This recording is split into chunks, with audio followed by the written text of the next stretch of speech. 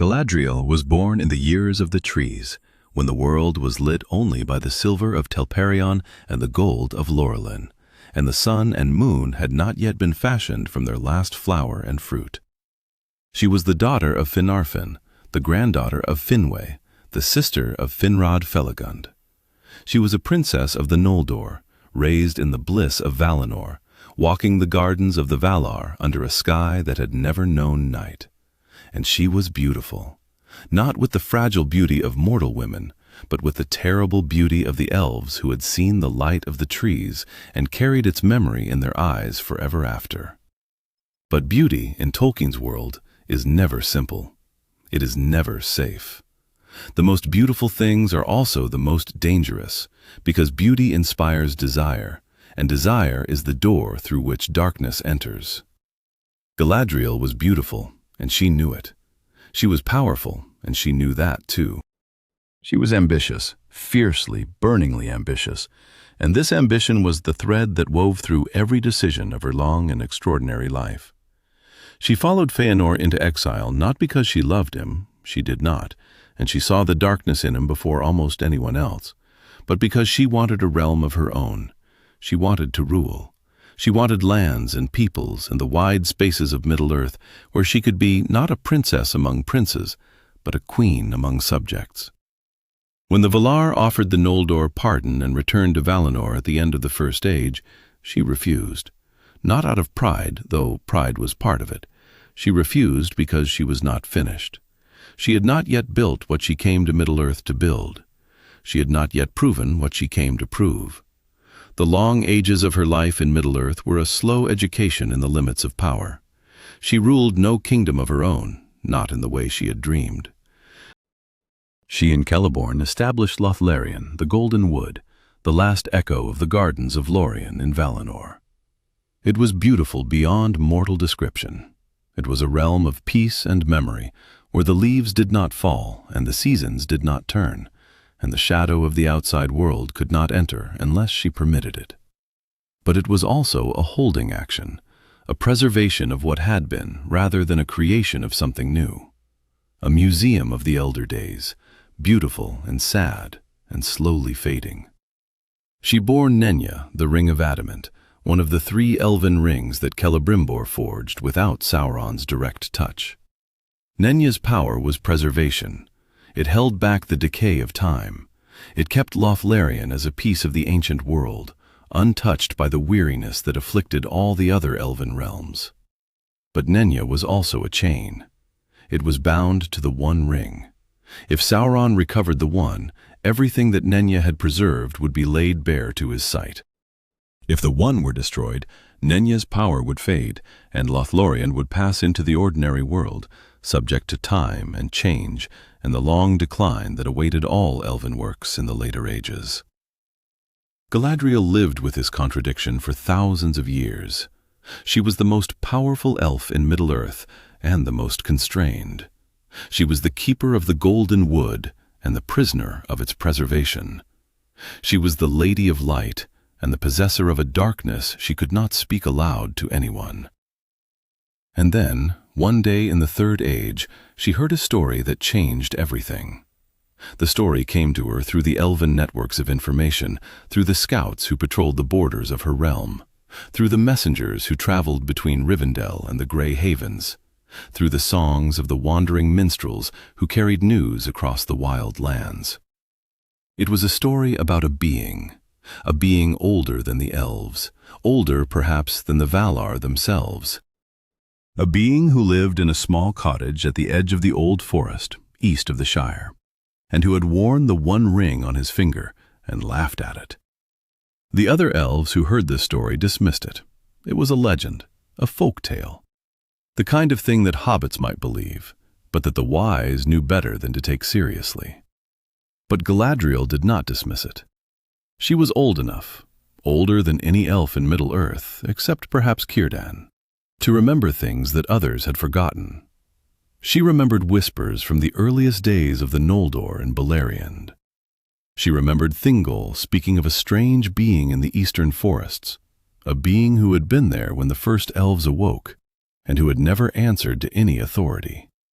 She remembered Melian, the Maya who had been her teacher in the courts of Doriath, saying once and only once that there were things in Middle-earth older than the Valar, and that the wisest course was to leave them alone.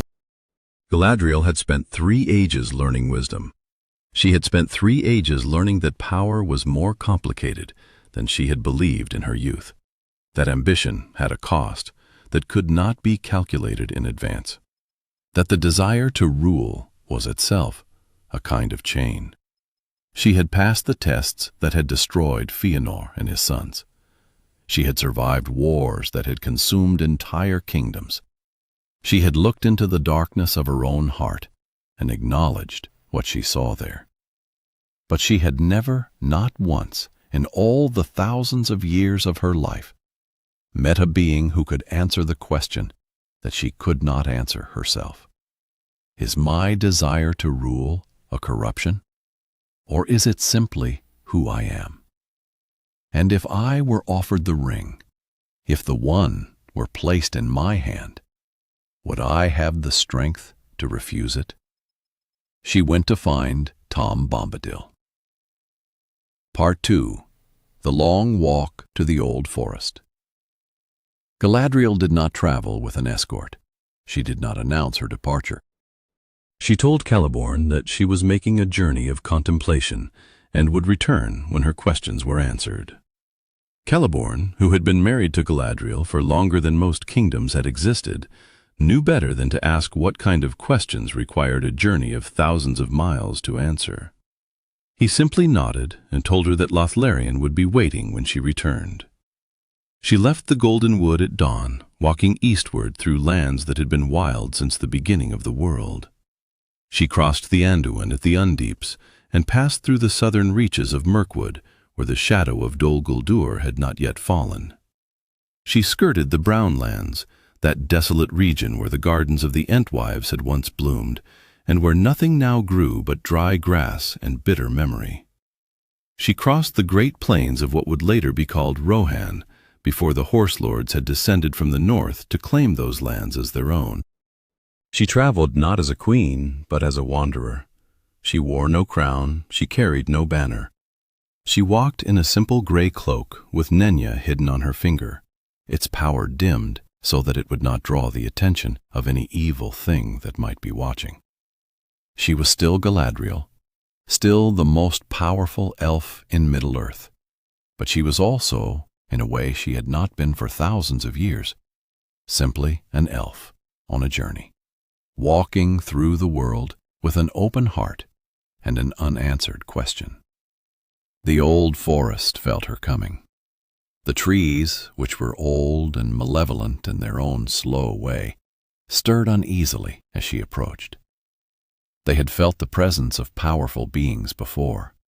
The Witch King had passed this way more than once, and Tom Bombadil's presence was woven into the very roots of the forest.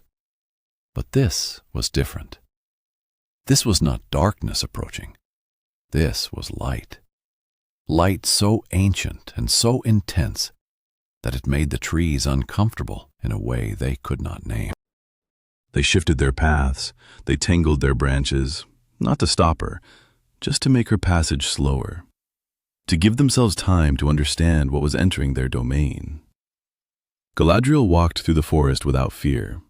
She had walked in darker places than this. She had crossed the Helcaraxe, the grinding ice that had crushed so many of her kin when the Noldor fled Valinor.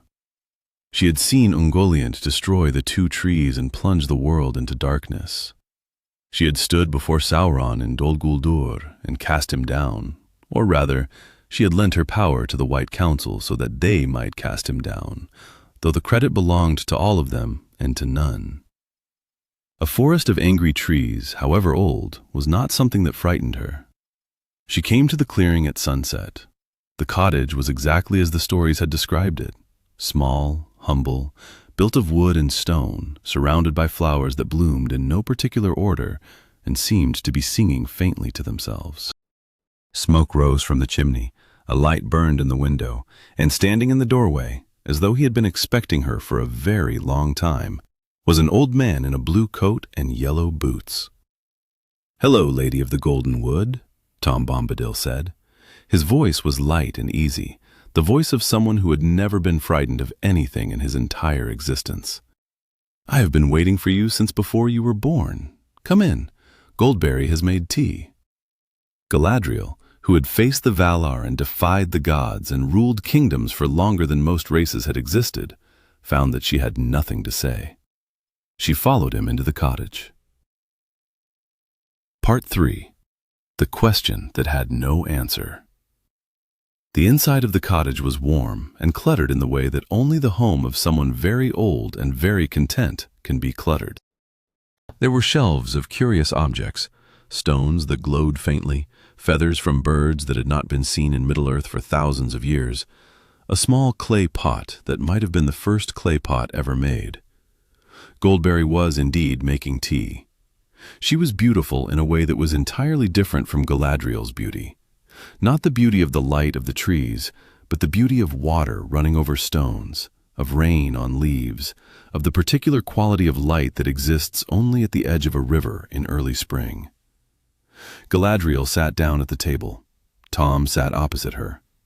Goldberry placed a cup of tea in front of each of them, and then withdrew to a chair by the fire, where she hummed a tune that was older than any song Galadriel had ever heard.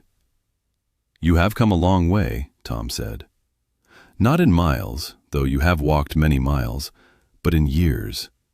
You have been walking toward this cottage since before the sun was made.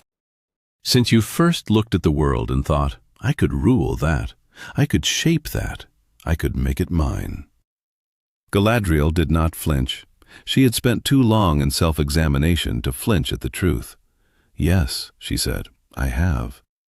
"And now you want to know whether that desire is evil?" Tom continued. "Whether the longing to rule is a corruption planted in your heart by the shadow, or whether it is simply who you are, a part of you that has existed since before the shadow touched the world, a part that is not evil but simply true, and whether, if you were offered the one ring, you could say no." Galadriel was silent for a moment. Then she said, "You see very clearly, Eldest." "I see what is there," Tom said. "I do not see what is hidden, because nothing is hidden from me. You have learned to hide your thoughts from the Valar. You have learned to hide them from Sauron. You have even learned to hide them from yourself a little, but you cannot hide them from me. Not because I am more powerful than the Valar. I am not. I am simply older. I was here before hiding was a thing that existed. You cannot learn a game that was invented after you were already playing." He took a sip of his tea. Then he asked the question that Galadriel had been avoiding for 3 ages. "What do you truly desire, daughter of Finarfin? Not what you have trained yourself to want, not what you believe a wise and good queen should want. What do you truly, deeply, secretly desire in the place where your heart is most honest and your ambition is most naked?" And Galadriel, who had defied the gods and survived the grinding ice and ruled the golden wood for thousands of years, found that she could not speak. Part 4. The Truth in the Mirror. The silence stretched. Goldberry hummed. The fire crackled. Outside the window, the old forest settled into the quiet of night, its ancient trees bending slightly toward the cottage, as though they too were listening for the answer. Then Tom Bombadil did something unexpected. He reached across the table and took Galadriel's hand. Not the hand that wore Nenya, the other hand. The mortal hand, if an elf's hand can be called mortal. The hand that had held swords and scepters and the reins of power for longer than the sun had risen in the sky. "You have a mirror," Tom said. It was not a question.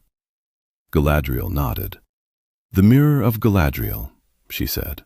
"A basin of water from the stream that runs through my realm. I have used it to show others what they needed to see. I have never looked into it myself. I have been afraid." "Yes," Tom said. "You have been afraid. Not of what you would see. You already know what you would see. You have been afraid of what you would do about it." He released her hand and sat back in his chair. "When you leave this place," Tom said, You will return to your golden wood. You will go to your mirror, and you will look. Not to see the future. The future is a river that has not yet reached the sea, and no one, not even I, can see where every current will flow. You will look to see yourself, the self you have been hiding, the self that accepted Nenya not because it preserved your realm, but because it preserved your power. The self that would, in a moment of weakness, accept the One Ring and become what you have always feared becoming. Not a Dark Lord, not a queen of terror, a queen of terrible love. A queen who rules not by fear, but by the crushing weight of her own perfection. Everyone would love you, everyone would despair, and you would be more terrible than Sauron because you would mean so well. Galadriel was trembling, not with fear, or not only with fear, with recognition. She was hearing her own thoughts spoken aloud by a being who had no reason to lie to her and no desire to comfort her. She was hearing the truth. "How do I refuse it?" she whispered. "When the moment comes, and it will come, I know it will come. How do I refuse the thing I have wanted since before the sun was made?" Tom Bombadil smiled, not the smile of someone who has an answer, the smile of someone who knows that the answer is not the point. "You will not refuse it," he said, "not in the moment when it is first offered. In that moment, you will want it so badly that your entire being will strain toward it like a plant toward the sun. You will feel the power of it, the rightness of it, the sense that everything in your long life has been leading to this single instant, and you will reach for it." Galadriel stared at him. "But you will not take it," Tom continued. "Not because you are strong, not because you are wise, not because 3 ages of self-examination have prepared you for this test. You will not take it because, at the last possible instant, you will remember this conversation. You will remember sitting at this table in this cottage while Goldberry made tea and the fire crackled and an old man in a blue coat told you the truth about yourself. And you will realize, in that fraction of a second between desire and action, that you have already seen what you would become. You have already faced the queen you could be. And you will choose not to become her. That is the secret, Tom said. Not strength, not wisdom, just the memory of a conversation you had once, in a cottage at the edge of the old forest, with a being who had no stake in your choices and no desire to influence them. You will pass the test because you will remember that you already know the answer. Part 5. The Gift of the Eldest. They sat in silence for a long time after that. Goldberry brought more tea. The fire burned lower. Outside, the stars came out, the same stars that Galadriel had first seen when she awoke beside the waters of Cuiviénen, before the Valar came, before the 2 trees were planted, before any of the long and tangled history of the Noldor had begun to unfold. She had not thought about Cuiviénen in thousands of years. The memory surfaced now, unbidden, as though Tom's presence had unlocked something she had kept sealed away. "I remember the first dawn," Tom said quietly, as though following her thoughts. "Not this sun. The sun was a later invention, a fruit of the dying tree. I remember the first light that ever touched the world, before the Valar shaped the continents and raised the mountains. I remember the first elves who awoke by the waters of Cuiviénen. They were frightened at first. They did not know what they were or why they had been made. They looked at the stars, the only light there was, and they named them. That was the first act of elven creation, naming the stars." He looked at Galadriel with eyes that had seen the first sunrise and the first snowfall and the first death. "You are very old for an elf," Tom said. "But you are still young compared to the world. You still believe that power is something you can hold, something you can shape, something you can use. You will learn in the ages after your test that power is none of these things. Power is a river. You can stand in it. You can let it flow around you. You can even direct its course a little for a time. But you cannot hold it. You cannot own it. The moment you try, it sweeps you away." Galadriel looked down at Nenya on her finger. The ring of adamant. The ring of preservation. The ring that had held back time itself within the borders of Lothlórien. "And this," she said, "is this a chain?" "It is a gift," Tom said, "for now. While the One Ring exists, Nenya is a gift that you have used to preserve something beautiful in a world that is losing beauty. But when the One is destroyed, and it will be destroyed, though not by you, and not by any of the wise, Nenya will become a memory, and you will have to learn to let go." Galadriel nodded slowly. "The hardest lesson," she said, "letting go." "No," Tom said, "that is not the hardest lesson. The hardest lesson is knowing when to let go. You have held on to your realm for thousands of years because it needed holding. But there will come a time when it no longer needs you, when the golden wood can stand on its own, or when it must fade into the ordinary world and become simply a forest again, beautiful but mortal, subject to time and change and the turning of the seasons. In that moment, you will have to decide whether you are the keeper of Lothlórien or the prisoner of Lothlórien. And that decision, not the ring, will be your true test." Part 6. The Return to the Golden Wood. Galadriel left the cottage at dawn. Goldberry pressed a small packet of herbs into her hand. "For the journey," she said, though Galadriel suspected they were for something other than physical sustenance. Tom stood in the doorway and watched her go, his blue coat bright against the gray morning, his yellow boots planted on the threshold as though he intended to stand right there until the end of the world. "You will pass the test," he called after her, "but only because you know you might fail it. That is the secret. That is the only secret there ever was." Galadriel walked back through the old forest, and it did not hinder her. The trees had decided, in their slow and ancient way, that she was no longer a stranger. She crossed the wild lands and returned to Lothlórien, and Celeborn met her at the border and asked no questions. He could see in her eyes that something had changed, and he was wise enough to know that some changes cannot be explained. He simply took her hand and walked with her back to the heart of the Golden Wood. She did not go immediately to the mirror. She waited. She waited until the moon was full, and the silver light fell through the canopy of malorn leaves, in patterns that reminded her of Telperion. She waited until she felt the question within her settle into something she could face without flinching. Then she went to the stone basin at the heart of her garden, filled it with water from the stream, and looked.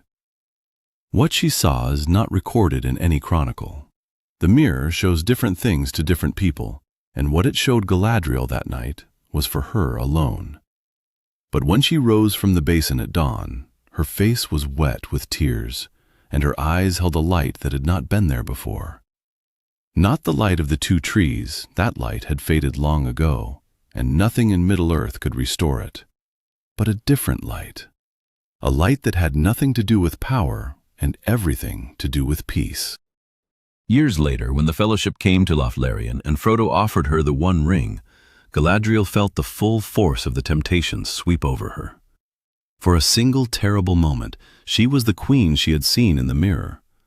Tall and terrible and beautiful beyond mortal comprehension, stronger than the foundations of the earth. All would love her and despair. And then she remembered. She remembered a cottage at the edge of the old forest. She remembered an old man in a blue coat who had asked her what she truly desired. She remembered Goldberry humming by the fire and the taste of tea that was unlike any tea she had drunk before or since. She remembered the question and the answer and the long walk home through a forest that had learned to trust her. She laughed. The laugh was light and easy and completely free. The laugh of someone who had carried a burden for so long that she had forgotten it was there, and who had just set it down. "I passed the test," she said. "I will diminish and go into the west and remain Galadriel." Frodo did not understand what had happened. He saw only that the lady had refused the ring. But Gandalf, when he heard of it later, understood something that he kept to himself. The Lady of Light had been preparing for this moment for longer than anyone knew. She had been tested long before Frodo offered her the ring. She had been tested in a cottage at the edge of the old forest, by a being who had no interest in the fate of the world, but every interest in the truth. Part 7. The Long Memory. Tom Bombadil never spoke of Galadriel's visit. When Gandalf passed through the old forest on his way to the Grey Havens after the War of the Ring, he stopped at the cottage and sat with Tom for an evening. They talked of many things: the fall of Sauron, the coronation of Aragorn, the departure of the elves. But when Gandalf mentioned Galadriel and the test she had passed, Tom simply smiled and said nothing. Goldberry brought tea. The fire crackled. Outside, the old forest settled into the quiet of night. And somewhere in the west, aboard a white ship sailing toward the straight road that leads to the undying lands, Galadriel stood at the rail and looked back at the shores of Middle-earth for the last time. She thought of many things: the golden wood she had left behind, the daughter she would never see again, the long ages of her life that were now drawing to a close. She thought of the ring and the test and the moment when she had laughed and refused. And she thought of a cottage at the edge of the old forest, and an old man in a blue coat and yellow boots who had told her the truth about herself before she was ready to hear it. She had never thanked him. She had never returned to the cottage. She had never sent word or gift or token of gratitude. But Tom Bombadil did not need thanks. He had been alive since before gratitude was a concept. He had helped her not because he wanted something in return, but because helping was simply what he did, the way the sun shines and the rain falls and the river runs to the sea. Galadriel raised her hand, the hand that had worn Nenya, now bare, and waved once toward the vanishing shore. Then the ship caught the straight road, and Middle-earth fell away behind her forever. And in a cottage at the edge of the old forest, Tom Bombadil looked up from his water lilies and smiled.